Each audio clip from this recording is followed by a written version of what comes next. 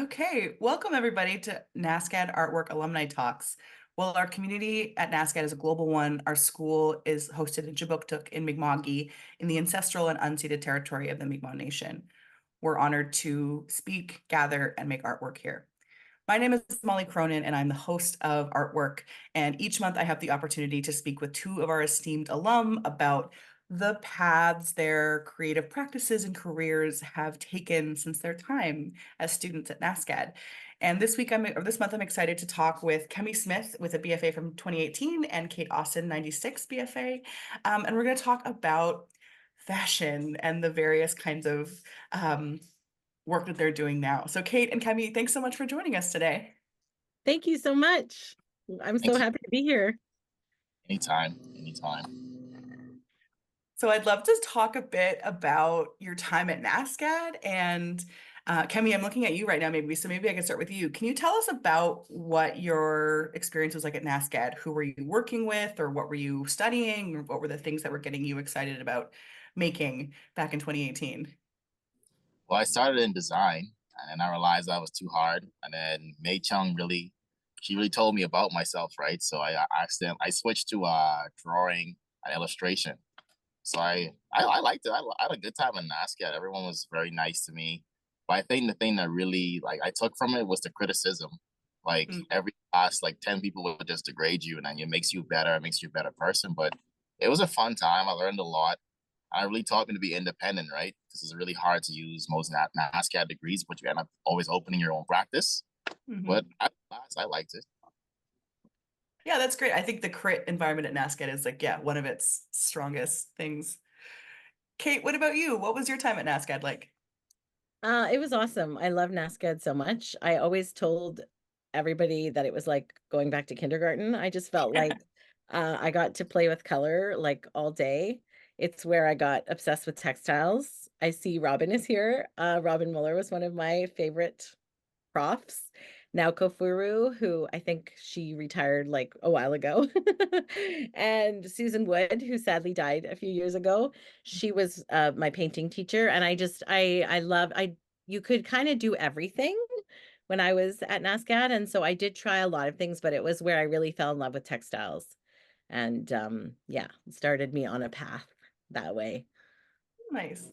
Do Yeah. you think that there were particular things that from your time at NASCAD that you've carried with you into your career today, particular skills or mindsets that you've adopted?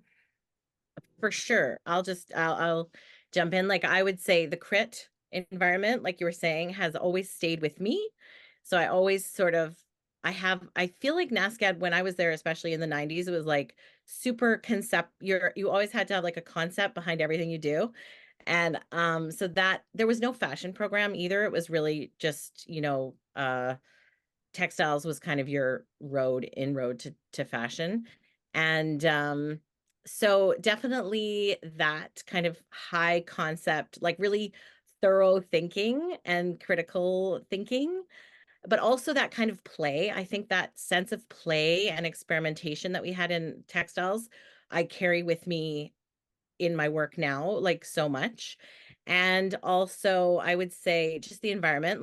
We were just talking about the ocean. Like I feel like spending time in Halifax and by the Atlantic Ocean was such a gift. And I still kind of have threads from that experience in my work, in my practice now, many years later. Oh, I love that. Kevin, what about you? You mentioned that you thought the crit environment was a really helpful tool, but were there other things about your time at NASCAD that you think you've taken and brought into your practice now? I think the teachers they hired and the profs they hired, they were well trained and also like they know their stuff to the T. So all the drawing classes I took, they really helped me become a better tattoo artist, and they really helped me become a better shoe designer too, right? So like I think it's the criticisms that help, but the teachers they help actually some of them actually care about what they're teaching. I think there was a prof named Marilyn. I think she worked on a Titanic. So I was pretty excited to work with her. I did some painting with her. So she really helped me get my skills to the next level. And I feel as though like as an artist, like nowadays, a lot of people don't have the fundamental background that we have going to NASCAD. So I think the fundamental background really goes a long way. You know what I mean? Like some of the guys I work with at work, at like the tattoo place, like they can't draw people. I took figure drawing 1 and 2, so I'm kind of ahead of the course, right? So it definitely played a big role. I think is hiring good teachers. I think, and teachers that actually care, because they're not paid like Dow instructors, right? So you actually care about one, right? So I Yeah. had a good time when everyone that showed me like the small classes too played a big role, and the friendships I made, I think I still have up to this day, right? Same. Like I would say that's an incredible thing. Like 30 years later, I still have a community of NASCAD friends and we still like talk about our work together. Yeah. Oh, I love that. That's amazing. Yeah, and Marilyn McAvoy, I think, was the prof you're thinking Yeah. of, Kimmy, Marilyn was right? there when Yeah. I was there. Yeah. Yeah. Nice. She was also my professor, my instructor at and showed us the Titanic stuff. So I love that. Um, but I'd love to hear a bit about both of your trajectory to getting into working in fashion. And can you tell us a little bit about the steps you took from art school to where you are now and like what your career trajectory has been? Kate, do you want to start? Sure. Like I said, there wasn't really a fashion design program in the 90s at NASCAD. So I guess one of the things that I came away with with my BFA was like a sense of kind of entrepreneurship. We were kind of always encouraged, we had a textile sale and like just we were we were encouraged to make our own path, and I've always had an entrepreneurial streak. So that kind of when I finished my degree, I did some production in Toronto. I did screen printed textiles. And yeah, and then I sort of slowly and started, making things for people's homes, and then eventually started I've always made clothing. I've always, designed my own clothing, sewn my own clothing. So it was sort of a very organic path into fashion with a strong kind of art sensibility, I think, is part of my, that I've always first identified as an artist and then as a fashion designer, but it was very organic, like through textiles and then entrepreneurship, I would say, took me there. Was there like a particular project or like a kind of jumping off point that you found that brought you into creating fashion and thinking about fashion as like a creative practice and career?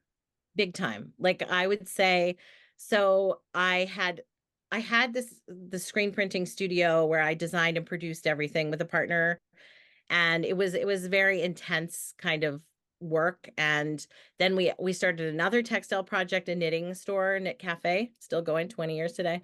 And so I wanted to create, I got sort of like the Knit Cafe is very it's textile, but it's retail. And I was missing that really creative, like I like to draw and paint. And I wanted something where I love designing prints. And I found a production partner through a friend. And then I had this wonderful summer robe that I got at an amazing thrift store on Yonge Street in Halifax. And it was worn out and I needed a new one. And I was like, this is what I'm going to make first. And that has always guided me. Like, I will never make something that I wouldn't also want to wear, maybe. It's a very kind of personal project that way, I would say. But yeah, it was definitely the summer robe. And then I was like, let's do it. Let's just get on board and make clothes. That's how it started. I love it. Kemi, what about you? What was your trajectory from art school to where you are now? You also seem like you have, like Kate described, as a very entrepreneurial spirit. Yeah, I just got tired of working for people, I think. And it's like, I worked at a call center once and I was like, never again. So I started my skills to get me where I needed to be, kind of. And so I just went from there. And like, I think, yeah, one of my friends worked at Reebok. So he kind of gave me the blueprint how to do it. And then like, I just did work for like lots of famous people too. So he just kept shouting me out. And like, it turned into a brand. I was just making shoes because I was pretty fashionable. I thought I was fashionable myself, right? Everyone was like, where you get these shoes from? Where you get these Nikes from? I got tired of Nike putting the same shoe in different colors. So I decided to make the shoe I want to wear in the same, in like a different color. And so people kept like liking the shoes, and then this turned like a brand pretty much. I started doing shoes for like basketball players, football players, that kind of thing. Everyone was just wearing my shoes everywhere. So just went from there, I'd say. And then COVID hit, So I had my first kid 2020 February. I got laid off in March, right? So I had to figure I had to Yeah. figure I was pumping out like 10 shoes a day. Wow. So I just turned to a brand, I think, during COVID, and then went to like a whole new level, I think. Yeah, it seems like it. Wow, that's so exciting. Can you talk a little bit to us about customizing the shoes? Like, are you, because there's some shoes that you're building from scratch and there's some shoes that you're kind of you're painting, right? Can you tell us about the different kind of customizing work that you do and some of those projects that were really big for you? Yeah, so I started off painting shoes, and I started Yeah. like, well, the shoes look really nice, and you would think Nike made it. Like, a lot of athletes and basketball players, like everyone just was wearing my shoes at one point in time, and so it got to the point where it's like I wanted something more for myself. So I decided to learn to make a shoe. So Hmm. I took a class like in LA, it's like a week. So until I went to LA, took a class like 2 grand US. And so I learned how to make sneakers. So like it's pretty easy to make a shoe. You just tear it apart and you rebuild it like Nike made it. So I started using organic material like snake skin, denim, rabbit skin, lambskin, that kind of thing. So I realized I could charge a lot more money. So I used a lot more materials. So at that point, like I was getting so busy working, it was hard to find daycare for the kids. So I decided to say, look, if I can make 2 to 3K per shoe, I can do what I need to do in a week, right? As opposed to putting out 10 shoes every 2 days, I can make one shoe for 3K. I can pay all my bills with that, right? So I think that's where kind of they have kids, right? Kids motivate you and make you do things you never did before. I think that was about it. And I had my son like 23 months later. So I had 2 under 2. So Mm.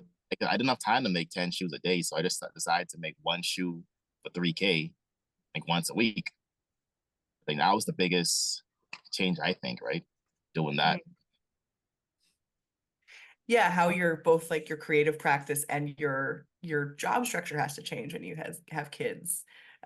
It's complicated when you're like in hustle mode, right? And it sounds like you figured out a really good strategy to balance everything. You have any kids at all? Like anyone? I do. I have 2 kids as well. It's hard, like when you have kids, right? Like you can't get anything done. No. I, My practice changed a lot when they were little, that's for sure. yeah, I had to Yeah. figure out how that works, like. Mhm. What about you, Kate? What was that like for if you are wanting to talk about that? Oh, Like, yeah, did you have to yeah. make those kinds of changes?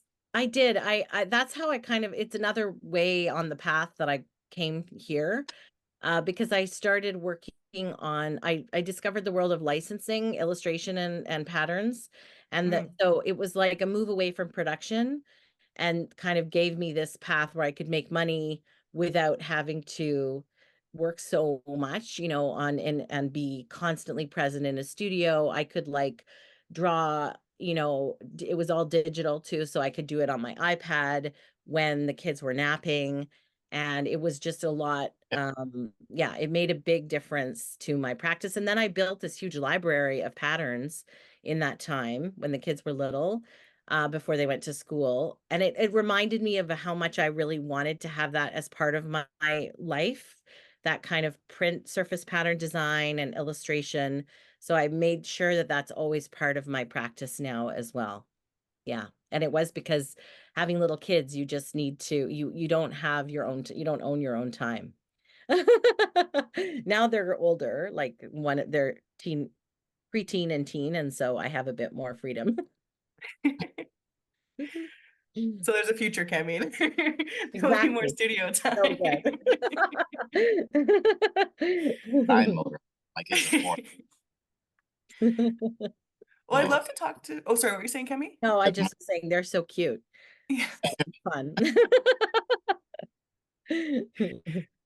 I'd love to ask you both a bit about your relationship to fashion, because clearly you work in fashion um I'd love to hear a bit about like what fashion means to you in terms of your personal relationship to your own style, clothing, but also the kind of relationship to clothing and shoes that you're hoping to foster with your clients.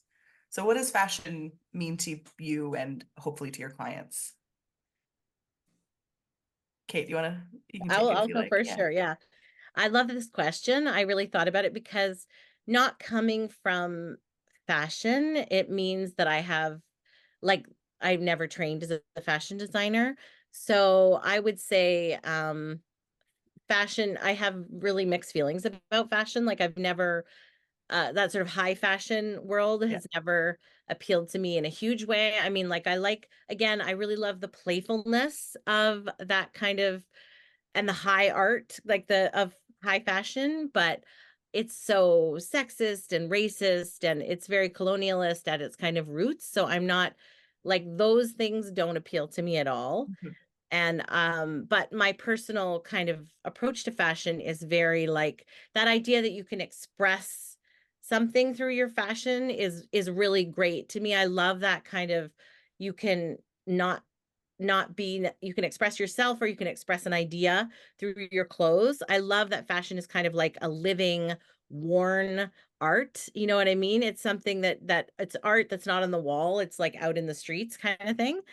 And I definitely feel like my approach is, and what I want for my customers is that kind of playful, and practical. Like, I want you to be able to move in it. I want you to be able to live your life and not be, like, constrained. I also don't love that about some fashion that's just so, like, women are often, like, bound, and I'm not into that. I feel like we should be free and, like, just, so I always say playful, practical, and political. Like, I think that we can express our politics, or, like, live our politics, feminism, social justice, we can do that through also our fashion choices.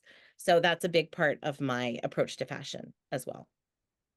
That's excellent. Thanks, Kate. You're Kemmy, welcome. what about you? What does fashion style, personal style mean to you and to your clients?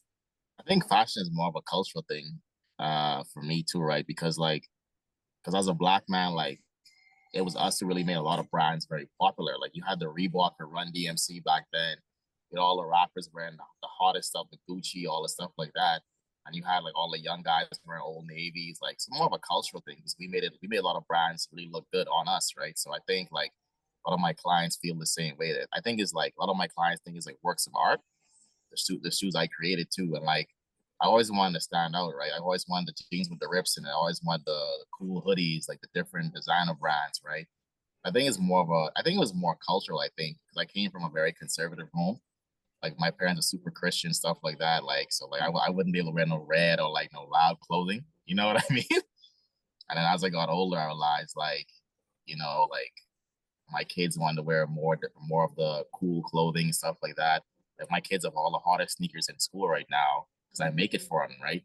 I think it's Yeah. cultural expression. When you wear good clothes, everyone wants to be around you. You know, you say if you look good, you feel good. If you play good, they pay good, right? So I think it's more of a cultural and like make it into a brand. I think that's the fun thing about it. Like everyone wants to wear like the hottest clothes, but don't want to pay for it. You know, could meet someone halfway, I think it'll work a lot better for them, right?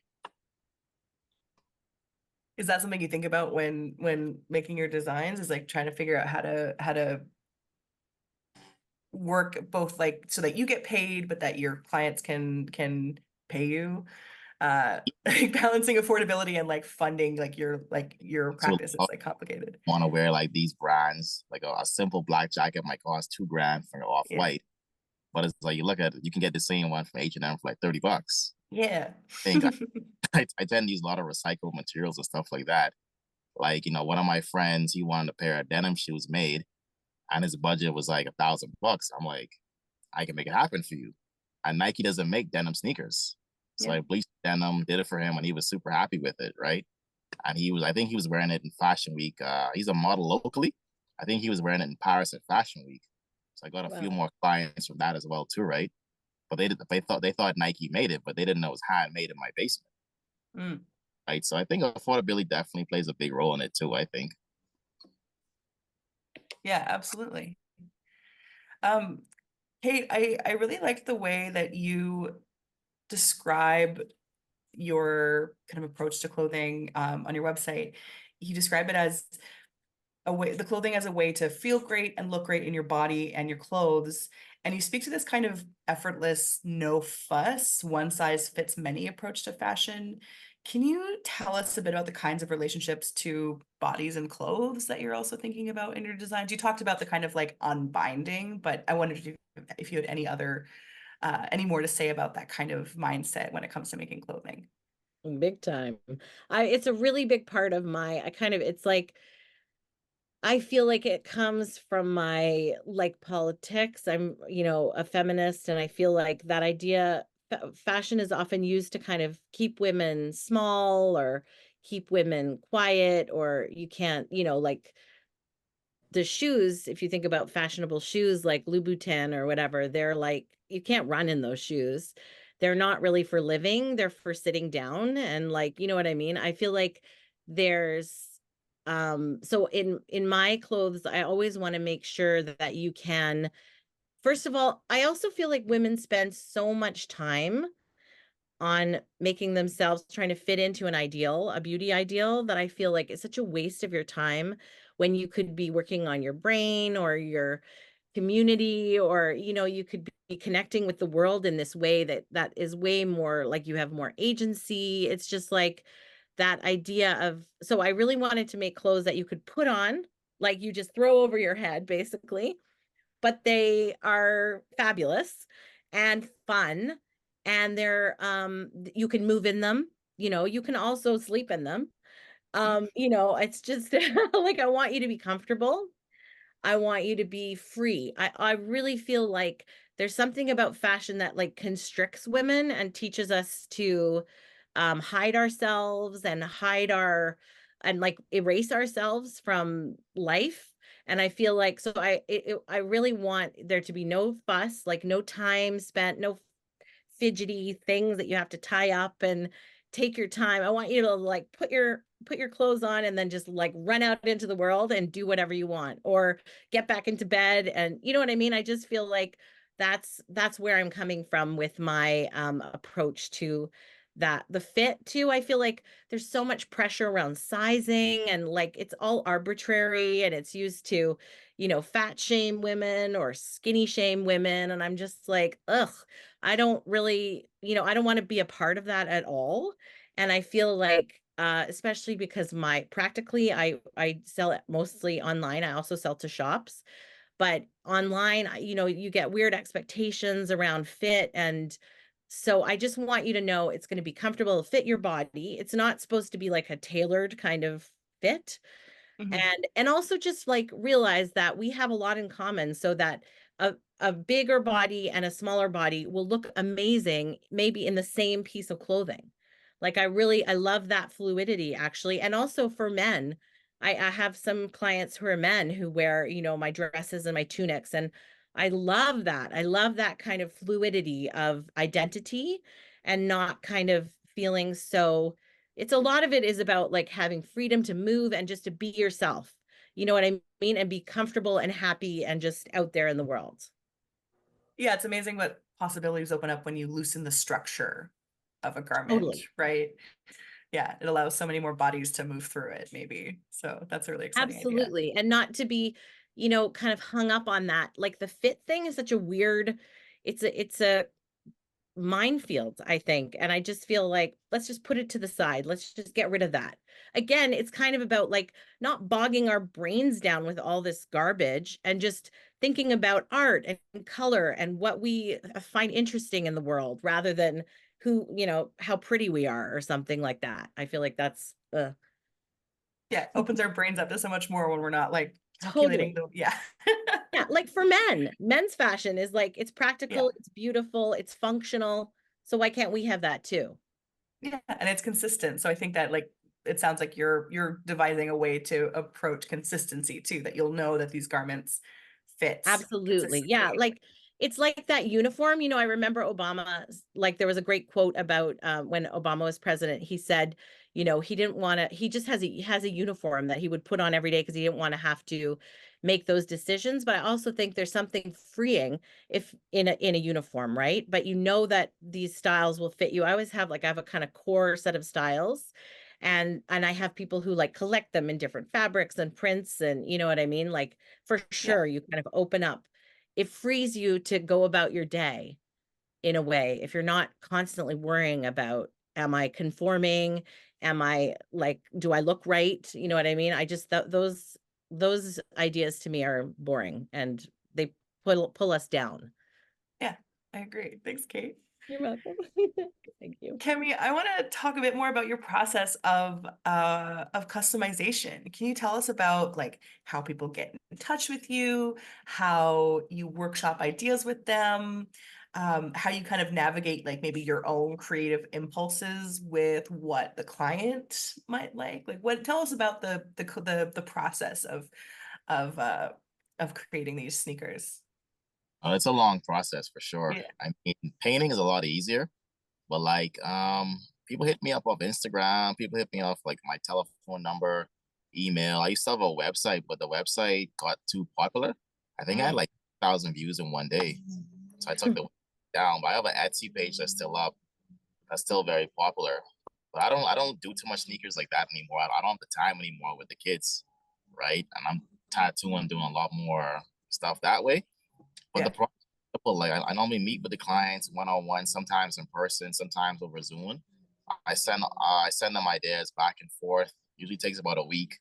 I do some sketches on my iPad, Procreate, that kind of thing, Illustrator, InDesign. So I give them like maybe 10, 15 sketches. They just choose one, pretty much. Or sometimes it's just, hey, do your own thing. We have free will, stuff like that. But designing a shoe from scratch takes a lot more time in terms of making a Nike shoe. So you have to make the shoe like Nike made it. So I Mhm. take about like just like maybe like 20 hours to make a Nike shoe. Wow. Process, like you have to take the sole apart, you have to rip the sole off, you have to take all the pieces apart like a pattern, right? So it's like almost like designing a dress. You have the pattern, the arms go here, the waist is here. It's like a sneaker pattern. So it takes a lot more time to make a shoe from the ground up, I think. So like it really depends what the client wants. Like sometimes materials have to be flown in. Like I did a shoe from one of my friends. He's in Cali. He wanted some white snakeskin. So they don't really sell Wow. snakeskin here in Dartmouth, right? So I ordered it from the States. So it took some time. I had to pay some duty, right? So it takes a little bit more longer to make skin, to make certain shoes. Yeah. And I use lambskin for the interior, right? So that you can't really find lambskin here either. So it takes a while to import certain materials from Toronto and all over the world too, right? Wow, these So sound so luxurious. Like I keep like thinking about the textures of all these things and like wishing I could touch them. this unnecessarily time consuming because like people they want high end fabrics, Yeah. right? So like it takes a longer time to import them, and but they're paying for it, right? So it doesn't really Yeah. matter, right? So it's How are, long. oh, so I was thinking about you're transitioning into doing more tattoo work right now, and there's a lot of custom work that goes there as well. I know you're maybe still in training, I'm not sure, but is custom work kind of coming up in conversation there? Are you finding similarities in terms of like how customizing goes into sneakers and how it goes into designing tattoos, or what do you think about that relationship? Yeah, I think the tattoos are a lot harder to design. I think because like a lot of people want custom work, and a lot of people I'm realizing have a tighter budget too. Like one of my friends hit me up yesterday. He's like, "Hey, Cam, I want like a Joker sleeve done." I was like, "Bring me a grand, let's do it." He's like, "Yeah, they got $200." I'm like, "They charge that's 150 hour at the shop I work.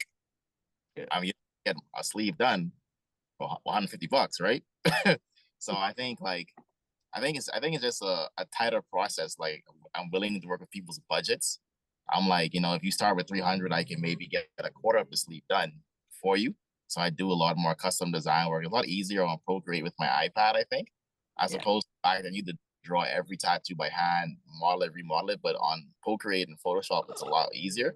So like, let's say you want a Joker sleeve, I can do it like in half an hour on my iPad, right? Yeah, and A lot more. A lot of people bring you their tattoos as well too with Pinterest, Instagram, TikTok. They just send you a picture of what they want nowadays. It's a lot easier to do.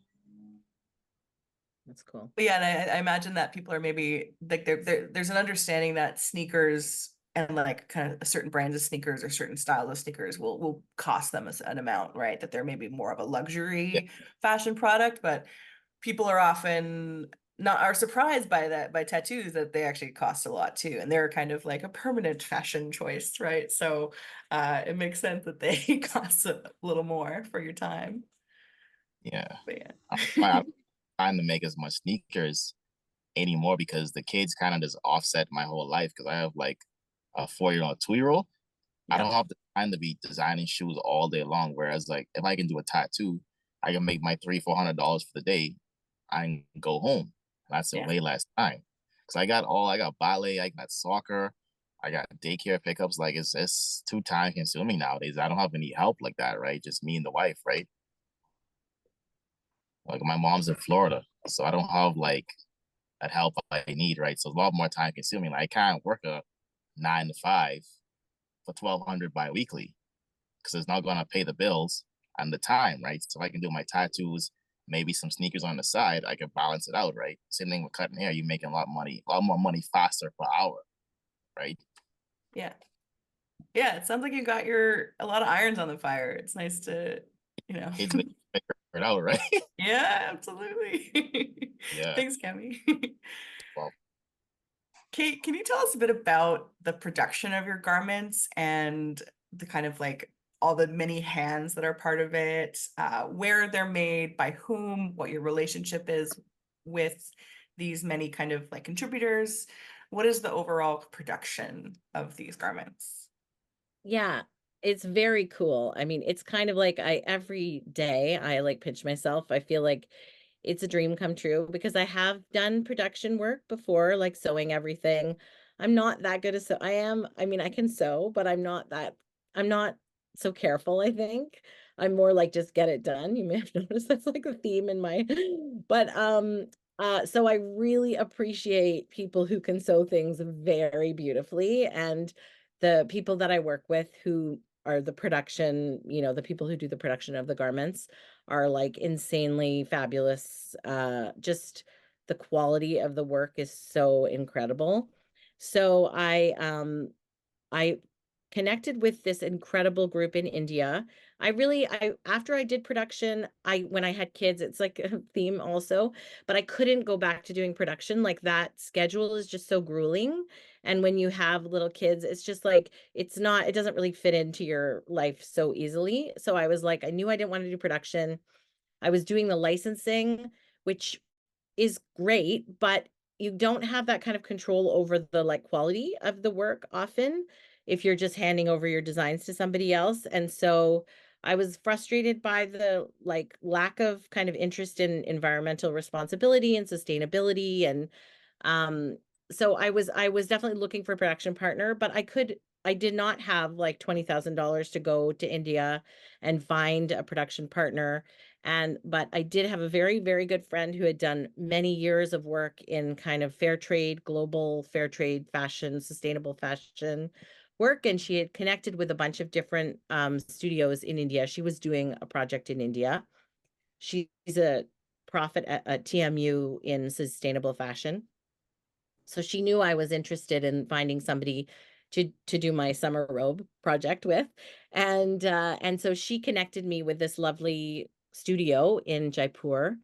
And I'd done a little bit of block printing in school with Francis, but didn't it wasn't I like the big scale of screen Mm. printing. So it was an interesting thing because in Jaipur the tradition is really block printing. And so I felt like in order to kind of honor the tradition and not like impose this, they do screen print, all the studios in Jaipur also screen print, but it's very kind of like Western, North American thing, like we want screen printing or whatever, offset printing or digital printing. But the tradition is block printing. And I felt like I wanted to help keep that tradition alive and kind of like respect that. And so it was a cool challenge for me to have to work at that scale. So you're working at a hand scale because it's all printed by hand. It's practically outdoors. The other thing I love about my process is that like there are about 5 months of the year we can't produce fabric because of the rains. It's too humid, so nothing dries. I just love that, like, nature is like, nope, that's not happening. And so you can't just like impose your own schedule. You know what I mean? You have to kind of respect that. It's also great because it gives me like constraints, which, as you know, as an artist, it's very nice to have a brief. And when you're on your own and you're just doing it all, it's great to have some limits. So I also felt that way about the block. So I design the prints to go on the fabric. So sometimes it's just a fabulous stripe. Other times, like I have a block here. So it's, Oh, cool. yeah, there we go. Yeah, so this was a drawing I did and I sent to India. Oh, there we go. You can really see it. And then they hand carve these incredible blocks and then print them by hand, all in Rajasthan.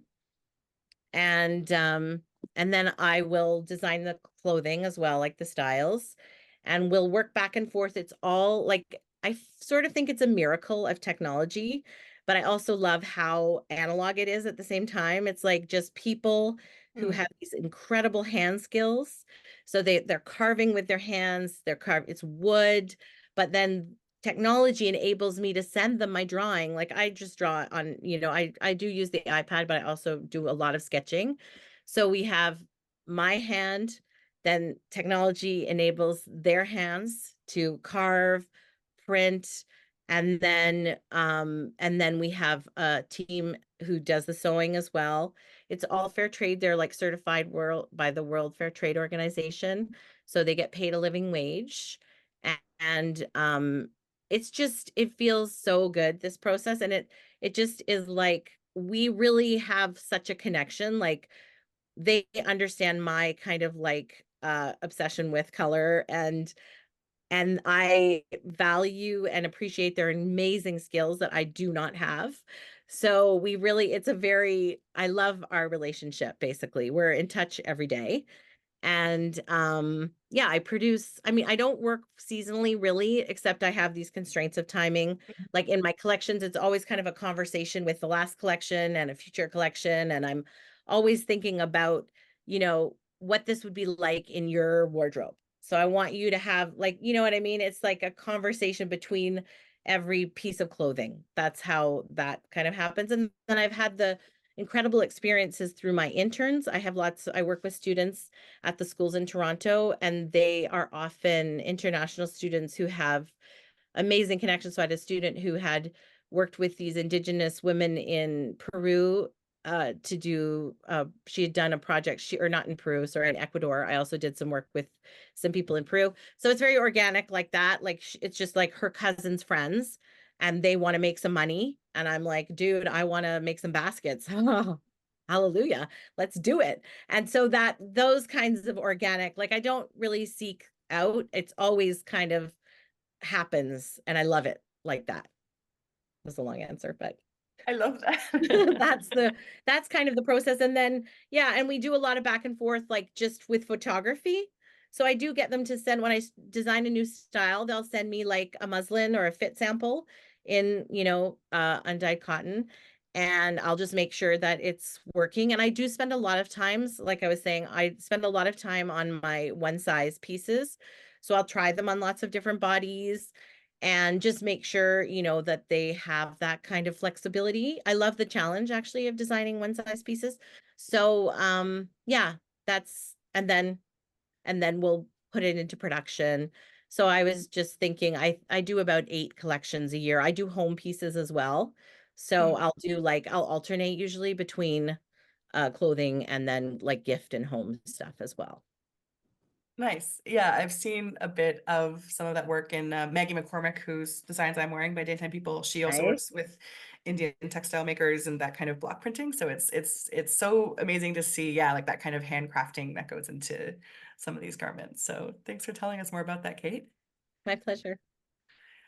Kemmy, we've talked a bit about some of the different like creative projects you've got on the go, right? Like you're working as a barber, which is creative. You're working in tattooing. You're working doing both building custom shoes and design and kind of embellishing shoes in a custom way. But you were also the subject of a documentary called Creations. So I was wondering if you could tell us a bit about that documentary and if there's anything on that list of creative projects that I've missed. in your many gigs and Yeah, I mean, projects. my friends call me Bob the Builder too, right? Oh yeah. Like my uncle was a contractor, and so like I can do like a little bit of plumbing, a little bit of electrical. I can do a lot of carpentry. I can build decks. I can do tile work, drywall, a little bit of roofing, right? So my friends call me like Bob the Builder. Documentaries. One of my friends, Ben Edwards, he's like a photographer. He did, I think he did videography at NSCC, and like I used to cut his hair all the time since he was in high school. And he's like, "Hey man, I think you're cool. Let's make a documentary." So like me and him, we were friends first, and like it was such an organic relationship. We're just like, yeah, we just smoking, drinking, making a documentary. Nobody cares. He'd come by my house in the evening, we film some stuff, and like it turned into like a actual like a global like film. So he's like, "Hey, I made this documentary in the global film festival." I'm like, "What you mean?" It's like a legit documentary. So we started off as homies first, and then became something like super popular, very organic, and became into like actual like a legit documentary. I can send everyone a copy of it later. I think it got nominated for like 3 or 4 awards at the Atlantic Film Festival. And so we went to Park Lane Mall and we saw it in theaters. It was more so about the journey like no one knew about because no one from Halifax really does stuff like this. So I started off just making shoes for fun and stuff like this, and then turned into a business. I never wanted to create shoes for profit, but turned into a business. Like a lot of basketball players, famous people started wearing my shoes like that, right? So then it turned into something special, I think. And then he just wanted to make it into a documentary because no one knew the story behind it. I feel I did shoes for like Buddy Hield in the NBA. I did shoes for like Jill Saunier, who played for Team Canada. She came to my house, hung out with me and the kids before. I did a lot of shoes for famous people like Cynthia Appia. She's an Olympic bobsledder. I got another friend who works for TSN. He's a CFL reporter. They all came to the studio, hung out with me, and we made some cool shoes out of it. And there's a picture of me, I think, on Instagram, me having an Olympic gold medal around my neck. Bill Sonia, good friends. She's an Olympic gold medalist, right? So people don't really understand the process, the time it takes, and what I made into a brand. I think he just wanted to document it and showcase it. So we're working on part 2 this summer now, Well, that's right? exciting. Most people don't know part 2 is coming out. So I'm dropping like a new sneaker line, I think around August or so. Because my kids, like everyone likes the kid stuff, right? It's cool being an adult, but the kid sneakers, like my daughter wears the sneakers to school every day. And everyone's like, all the parents like, "Oh my God, your daughter is so cute. She wears these sneakers. Where can I get a pair?" I'm like, they're one of one. They're for her. So so much people hit me up for shoes. I'm putting out a summer line this summer. They'll be on like a website. Just buy it. Don't bother me and just do your thing. I meet so much parents every day at the school. Like, "Oh my God, the kid has so much sneakers." She's all the big sneakers, the donut shoes, all the Simpson shoes. She's all of them. I made those for her because she wanted them, right? So all the parents like, "Where can I get a pair?" So I think I'm working on that this summer. I'm renovating my basement, turn it into a studio. I'm more of a studio now. So I just been doing small things like that on the weekends. I'm more so just focused on my sneaker thing right now. I've been tattooing a lot lately too, but the basement has been a big renovation because it was just dirt, and I'll show you a picture later. It was just dirt and concrete. I poured the basement floor, framed it up like a studio. So I'm just trying to get a bathroom in. It's probably next week by my friend who's a plumber. I'll start tattooing more from home and just start doing more from home, I think. Because as my kids get older, I don't have the time to stay on a job like all day long. I'm cutting hair like 10 hours a day, right? So I need to just manage my time better and find more stuff to do at home, I think. Yeah. So that's what I've been working on a lot lately. That's why they call me Bob the Builder, right? Stories Yeah, like you're everyone was like, one of my clients said, "Oh, I didn't know you did construction." I'm like, "No, I'm just renovating my basement so I can do more from home, right?" My studio is at home. I moved into my home after COVID. And yeah, because I want to be there when my kids get home from school, if they need me for anything. And it's amazing. I cannot tell you how good it is. You're gonna love having your studio. And I feel so productive. Because you don't have to work 24/7, but you can, if something comes up, then you're there and you have everything in one place and you've got it, you can just do it. I love having a home studio. Yeah. Yeah. And you know how it is having younger kids. The problem with school is like my daughter starts school in September and it's from 8 a.m. to 1:45. I don't know who works 8 a.m. to 1:45, right? Yeah. But if I can do more from home, like let's say I'll talk to someone like in the morning session, I can pick the kid up, I can pick my daughter from school, right? So it kind of balances out, I think. So I'm just been renovating the basement a lot lately, working on part two of the project, working on part two of the documentary, right? I know how expensive these things are, so that's why I've been building decks and doing tile work in my spare time as well. Because the things that you don't think that pay a lot of money pay the most money. Like laying tiles is an easy skill, but no one can really do it in Canada, honestly. Mm. You know what I mean? So I've been working hard, I think, and just building the brand once again. I took some time off. I think I took like a year or two off when my son was born. As mainly because I think like my hunger wasn't there. Like 50 Cent, the rapper, like when he came over in the club, go shorty, it's your birthday, right? He don't rap no more Yeah. because the hunger wasn't the same, right? Now my hunger wasn't the same when I had my son because I was making so much money doing other stuff. So I put the shoes on the back burner, but now I have a hunger to make more shoes because there's a big demand for it now with my kids, right? So I just been working on that, I think, this summer. Well, that's really exciting. Yeah, you're such a renaissance man, but we'll keep our eyes out for creation or creations. Is that what it's called with the Yeah, K? Yeah, yeah, for creations that part two. Very exciting. And the new shoe line. I'm gonna this. Um, yeah.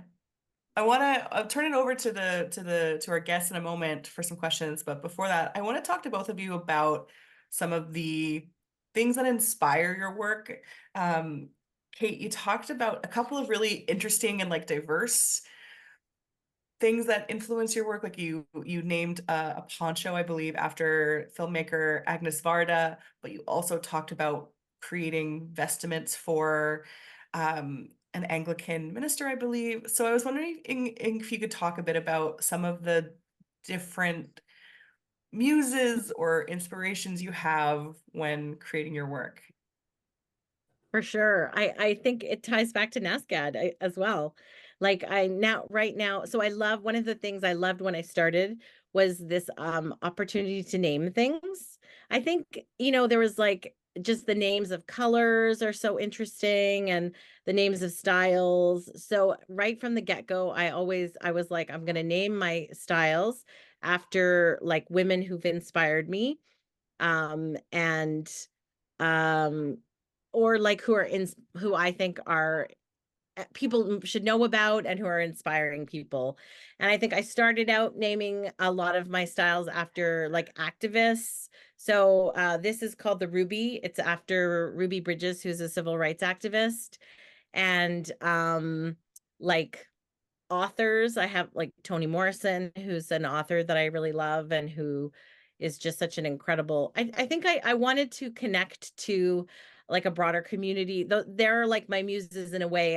I do feel like, you know, women who stand up against oppression or activists, and then artists. Lately, I've been really inspired to name pieces after artists and just think about artists. And actually, I was thinking, I a friend of mine who's here, Marcia Connolly, she made these incredible films for NASCAD that were about the print collaborations, and the film with Sherry Boyle. Sherry Boyle made a beautiful piece for NASCAD, and her film. So Marcia's film interviewing Sherry was so inspiring, and I was just like, oh my God, this is so incredible. And actually, she talked about like men's traditional kind of painter studios. She wanted to kind of position herself as a woman in that, like a messy artist studio. And I had been thinking about that as well, and thinking about like, so a style shape that I made was kind of inspired by like those big artist smocks that like Klimt and Matisse and everybody used to wear, those kind of, the big boys of French painting and or European painting. And then so I reached out to Sherry and asked her like how she would feel if I named one of my dresses after her. And so we had a great conversation about sort of art and fashion. And so now I'm naming a lot of pieces after artists. But again, like, yeah, I feel like I'm inspired obviously also by, the natural world around me. But I definitely feel like art and active, like feminist women and sort of historical shit disturbers are like my favorite people too, and I want to celebrate them. And I love that I have this opportunity. Like, I'm making clothes, but I also get this, it's like a side just bonus, a huge bonus, that I get to celebrate these exciting people who, you know, can light our fire going in our lives.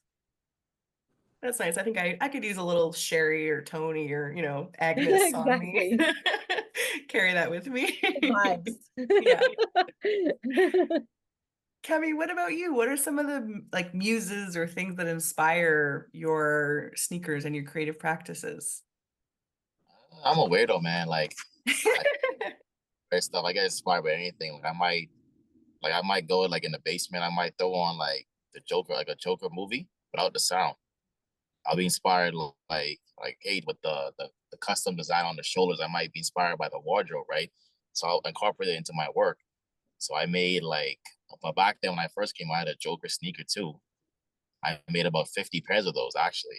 So I get inspired by the things that people think that actually don't make sense. You know what I mean? So like I'm left-handed, so I think with the different part of my brain too, right? So like I'm very super creative. Like anything will inspire me. I might be inspired by a Ford F-150 design or something like that. So it depends where I am. I watch like lots of movies. I think that's the biggest thing. I'm always like interested in what people are wearing, like people like Taylor Swift, like what all the rappers are wearing, like the athletes are wearing. And I want to see like what's really hot and how can I put my spin on those kind of things. You know what I mean? I also too at NASCAR really taught me. I think yeah, May Chung had an impact on my life, right? She said you always must design for or create for what's missing. So that's what I incorporate into my practice. I wanted to create something that was missing. At a time, you couldn't really get custom sneakers, right? Mm. So you still can't really get them now. And so like they're always in high demand. So I think anything really motivates me. Lots of vivid dreams I have at nighttime. I might be sitting down, like some hits, and like, oh, I got an idea. Like, let me go create something like real, like quick on my iPad. You know what I mean? So it's just stuff like that. A lot of ideas for my children too. So I think that's the biggest thing. Like apparently, my daughter's 4, and she speaks like a 7-year old. A teacher told me, and that's what doctor. So she gives me a lot of ideas, lots of stuff like that. And like my son, he think he's Spider-Man. So I've been watching like lots of movies for Spider-Man. And so like I think everything just gives me inspiration, like gives me ideas and that kind of thing. You know what I mean? Like I got inspired by like laying tiles the other day. I had some tiles coming from Italy.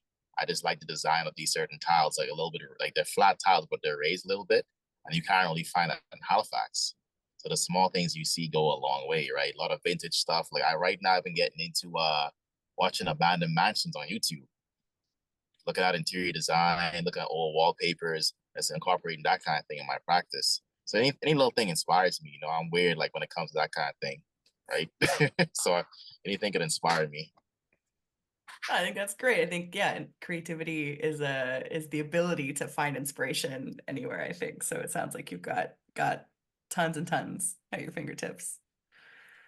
Yeah, Well, thank I would just add one thing. Like, I just think that sense of play that you have as well, and you get from kids, you see it, just that kind of openness to and awareness and like curiosity, and also just like observation. Like, you see things and then it's all kind of percolating, but definitely having that kind of open, playful, experimental, you know, openness, Yeah, so important to your creative process as a fashion designer or as an artist. It's amazing. It's such a like good. you see it so often as kids because like nowadays so many kids want to be your friend and so many kids think you're cool because you got the hottest stuff, you got the hottest trip in school.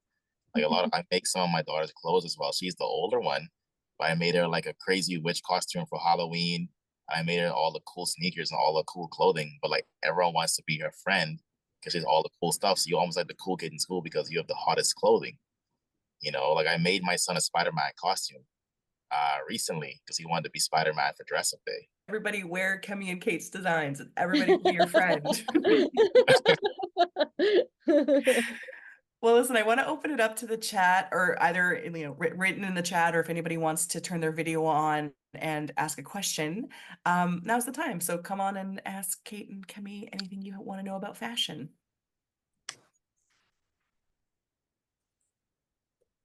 Hi, Hello. Mars. How's it going? Great. Lemmy, I didn't know anything about your practice or your production, so it's been really great hearing you share all of the stories and your experience with us. So thank you very much. And I think for me, it's more of a comment rather than a question for Kate.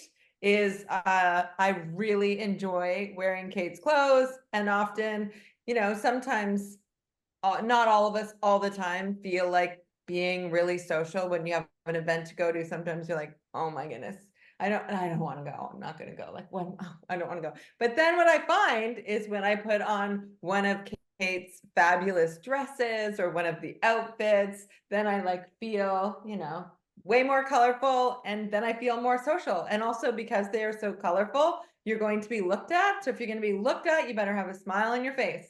And so it definitely kind of can boost my, desire to go out and be social. And pretty much, I think for me, color, and Kate's clothes are really colorful, really help elevate or edge up the base level of happiness, which in these times is very important and a real gift. So thank you. Big love to both of Yay. you. Yay. Thank you.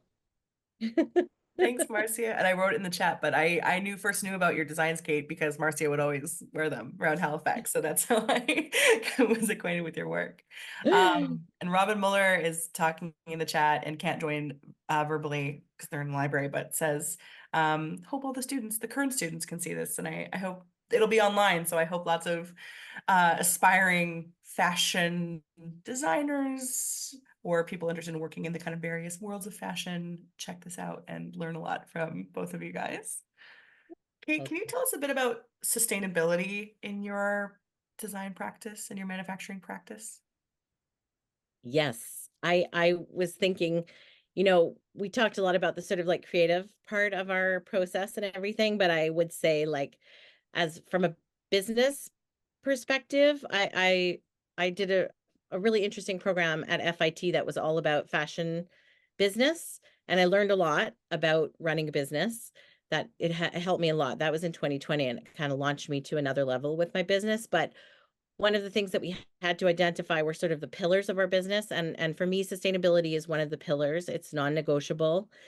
It's and I mean, I actually was thinking, I remember back in at NASCAD just thinking, like, how doctors have to take an oath that they will do no harm when they get their license to practice. And I feel like artists and everybody should have to do that basically. And that part of my contribution to the world, to the planet, to the people on the planet, I don't want to be making it worse than it already is. And like fashion especially is a place where we do so much damage to the planet and to people. There's like the worst working conditions in the world are, they're in mines, but after mines, they're in garment factories. And or I mean, there's other, I'm like, okay, there's also chocolate. There's some bad stuff out there, but garment industry is a terrible criminal in terms of treating people very badly. And then the waste that we produce, like H&M, you were saying, the $30 jackets they pump out every 4 weeks or whatever, they just go into landfill or get shuffled off to Kenya, or it's just like um it's such a wasteful industry that I felt like, as being a part of that industry, I never want to produce waste. So I have a very strong like upcycling. We take all of our scraps and make cute things. And it's all organic materials. It's all, it's all biodegradable. Basically, it's cotton and linen and silk and wool. There's nothing, I don't like really, I try not to have any plastic as much as I possibly can. We don't package things in plastic. We try to use everything recyclable. All my deliveries in Toronto are done on bicycle. Like I really feel like wherever I can choose a sustainable option, I will choose sustainable. And I work in small quantities. I don't want to, it's a kind of a funny thing because you're making things, so it's material and you're putting more stuff in the world, but I kind of try and make sure that it's very, I'm not just making things to make things, you know, like in fashion, like Shein or Shine, however you want to say it, is like the worst thing to happen to the planet in a long time, and is basically amping up, you know, the wastefulness that H&M and Zara were doing. This is like taking it to the next level. And it's just, it's capitalism gone freaking haywire. I mean, it's capitalism. Like, that's a whole other conversation, but yeah, so sustainability, non-negotiable. Everything I do, I need it to be sustainable and yeah, like kind. I feel like kindness is a pillar of my work. I really want us to be kind to ourselves, kind to other people, kind to the planet, and I feel like it's attainable. I want to model a business that is sustainable. Kindness is a, you know, a pillar. So that's like one of the things always in the back of my mind when as I'm growing my business and expanding. I want to do it so mindfully of being with my sustainable practices, no matter how, you know, it grows and expands. That's really inspiring. Thanks, Kate. Thank you. Kemmy, we're going to sign off in a second, but I want to just have a quick question for you. You talked about helping, like, you designing clothing or making clothing for your kids and kind of how it impacts their lives. But do you have anything in mind about how the kind of relationship you want to foster with them about style, and like how you hope that their relationship to style moves them through the world, and how you might be a part of that? And Kate, feel free to jump in too if you have anything to say as a mom and designer. But yeah, Kemmy, like designing for your kids, what does that make you feel like? I think it's very rewarding because my parents didn't do it for me. Yeah. Firstly, I feel it gives kids like their own sense of expression and freedom. Because as I became a father, I realized that not much options for kids. There's only one kid store in Halifax called the Children's Place. And Mhm. everyone has the same clothes. Like this one lady wanted to fight me over my son's jacket in the winter because it came from the Children's Place like a year ago.